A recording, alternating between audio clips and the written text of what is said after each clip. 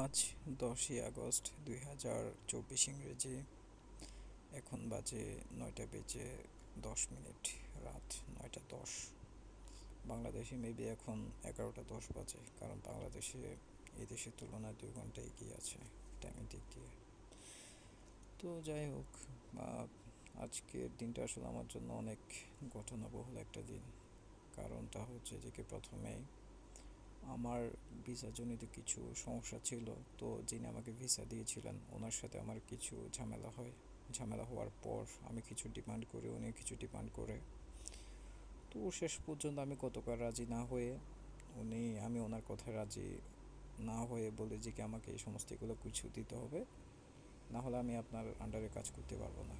তো তারপর উনি এগুলো শোনার পর, এটা থার্ড পার্সন একটা মানুষের মাধ্যমে আমি বলেছিলাম, উনি এগুলো শোনার পর উনি আমাকে এমনিতে ডেট দিয়েছিল এই মাসের 15-16 তারিখের দিক দিয়ে। উনি এর থেকে দিক দিয়ে ওই রকম টাইপের এক ডেটে মেবি আমার মেসেজটা ক্যান্সেল করার কথা ছিল, বাট উনি অলরেডি ক্যান্সেল করার প্রসেসটা চালু করে দিয়েছে।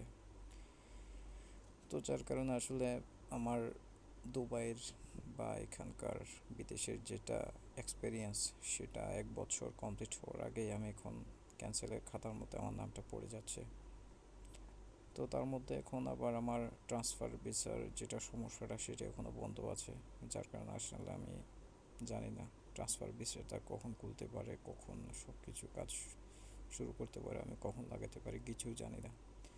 তো আপাতত মাঝখানে 2-3 মাস মতো টাইম পাবো, 2-3 মাসের মধ্যে খুলতে পারে। আর যদি না খুলে তাহলে কপাল পোড়া আর কি, দেশে চলে যেতে হবে। তো যিনি আমাকে ভিসাটা দিয়েছিল উনি আসলে পদে পদে আমাকে ঠকিয়েছে, সব জায়গাতে ঠকিয়েছে। প্লাস উনি চেয়েছিল যে কি আমাকে বিনা টাকা পয়সা দিয়ে আমাকে কাজ করানোর জন্য। আমাকে করিয়েছেও। আমি বর্তমানে যে জায়গাতে আছি সেখান থেকে, যখন আগে কোনো জায়গায় ছিলাম ওনার কাছে ছিলাম, উনি আমাকে অনেক দিন টাকা পয়সা ছাড়া আমাকে দিয়ে কাজ করিয়েছে। লাস্টে আমি ওনার ওখানে থাকিনি। আর উনি দেখছেন যে কি আসলে আমাকে টাকা পয়সা ছাড়া কাজ করার পরও কিন্তু ওনার তেমন একটা লাভ হচ্ছে না। তো শেষ পর্যন্ত আমাকে ওইখান থেকে বের করে দেয়, আমি এদিকে চলে আসি। এরপর থেকে প্রতি মাসে একটা একটা করে ডিমান্ড করে, এই মাসে একটা ডিমান্ড, সামনের মাসে একটা ডিমান্ড, পরের মাসে একটা ডিমান্ড। তারপর ভয় দেখায় বিভিন্ন রকম, যে আমার ভিসা ক্যান্সেল করে দিবে, এ করবে সে করবে। আমি তেমন একটা পাত্তা দিইনি। বাট এই মাসে যখন করেছে, এই মাসেরটা সমস্যাটা হচ্ছে যে আসলে এই মাসে যখন বাংলাদেশে কোটা বিরোধী আন্দোলনে যখন চলছে, তখন এখানকার কিছু মানুষ প্রটেস্ট করেছিল। এটা, এই দেশটা তো হচ্ছে কোনো গণতান্ত্রিক দেশ না, এটা হচ্ছে একনায়কতান্ত্রিক দেশ। এ দেশে যে কোনো কিছু করার আগে সরকারের কাছ থেকে অনুমতি নিতে হয়, পুলিশের কাছ থেকে অনুমতি নিতে হয়। কিন্তু কিছু অনুমতি না নিয়ে যখন এগুলো করে ফেলেছিল, তো শেষ পর্যন্ত ওদেরকে অনেককে, 57 জন মেবি, 57 জনকে জেলে নিয়ে যায়। বিভিন্ন জনকে বিভিন্ন রকম শাস্তি দেয়। কাউকে সারা জীবনের জন্য, কাউকে 10 বছর, কাউকে 20 বছর, কাউকে 5 বছর, কাউকে 1 বছর, এরকম করে শাস্তি দেয়। আর সাথে সাথে যে বাংলাদেশের যেটা ট্রান্সফার ভিসা ছিল, যে নর্মাল যে ভিসা ছিল, এমপ্লয়মেন্ট ভিসা ছিল, তারপর হচ্ছে যে কি ঘরের, আরবিদের ঘরে যে ভিসা ছিল, XYZ সব ধরনের ভিসা, ট্যুরিস্ট ভিসা সহ সব ধরনের ভিসা বন্ধ করে দেয়, ট্রান্সফার ভিসা সহ। তো যার কারণে আমি এখন দোটানায় পড়ে গিয়েছি, কী করবো বুঝতে পারছি না। তো যাই হোক, আজকে শেষ কথা বললাম। এখন প্রসেসটা শুরু হয়ে গেছে, মেবি কয়েকদিনের মধ্যে পাসপোর্ট আর আমার ক্যান্সেলেশন পেপারটা হাতে আমি পেয়ে যাব। আর এছাড়া আসলে বলতে গেলে, আমার অলরেডি একটা জব ছিল, সেটা চলে গিয়েছে মাসের 4-5 তারিখের দিকে। একটা জবের জন্য অনেক খোঁজ করেছি, শেষ পর্যন্ত একটা পেয়েছি। কালকে থেকে স্টার্ট, কালকে আর পরশু 2 দিন যাওয়ার পর ওনারা ডিসিশন নেবে কি আমাকে রাখবে কি রাখবে না। তো আমি আল্লাহ তাআলার উপর ভরসা রেখে আমি যাব কালকে থেকে, সমস্যা নেই। কালকে আর পরশু দিন 2 দিন কাজ করে দেখি ওনারা কি ডিসিশন দেয়। তবে এখানকার আমার মতো যারা পোলাপাইন আছে, যারা নতুন, যারা কথাবার্তা এখনও কম জানে, কম শিখেছে, ওদের আসলে তেমন একটা ডিমান্ড নেই এখানে। আর এখানে আসলে মানুষের কাছে পদে পদে হেনস্থা হতে হয়।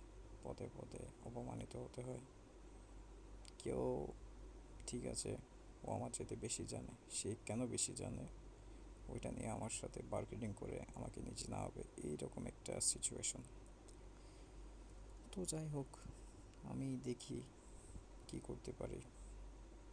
মাথার উপর তো অনেক কিছু চাপিয়ে, অনেক কিছু মাথার উপর বোঝা হয়ে গিয়েছে। দেখি এবার, পারলে পারবো, না পারলে নাই। পারলে ভালো, না পারলেও ভালো, কিছু করার নেই। আমি আমার চেষ্টা করে যাচ্ছি, ইনশাল্লাহ ভবিষ্যতেও চেষ্টা করবো, যতদিন বেঁচে থাকি ততদিন আমি চেষ্টা করে যাব। বাদ এটা হচ্ছে আল্লাহ তালার ইচ্ছা। আল্লাহ তালা যদি আমাকে চায় যে কি আমাকে 100 তলা বিল্ডিংয়ের উপর অফিসের মধ্যে কাজ করানোর জন্য, সেখানে আল্লাহ তালা রিজিক যদি ওইখানে থাকে ওইখানে কাজ করব।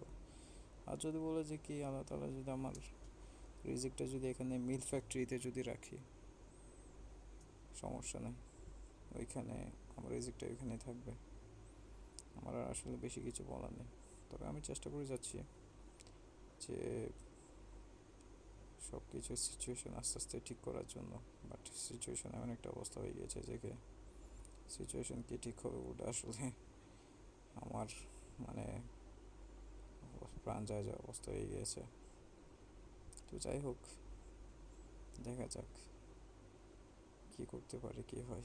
হাল ছেড়ে দিলে চলবে না, সেটা আমি অনেকবার বলেছি আগে, এখনও বলছি, হাল ছেড়ে দিলে চলবে না। তো যাই হোক, আর কিছু আসলে বেশি কিছু বলার নেই। আমার ছোট্ট লাইফের এই ছোট্ট একটা আপডেট দিলাম। এই ছিল আমার সিচুয়েশন।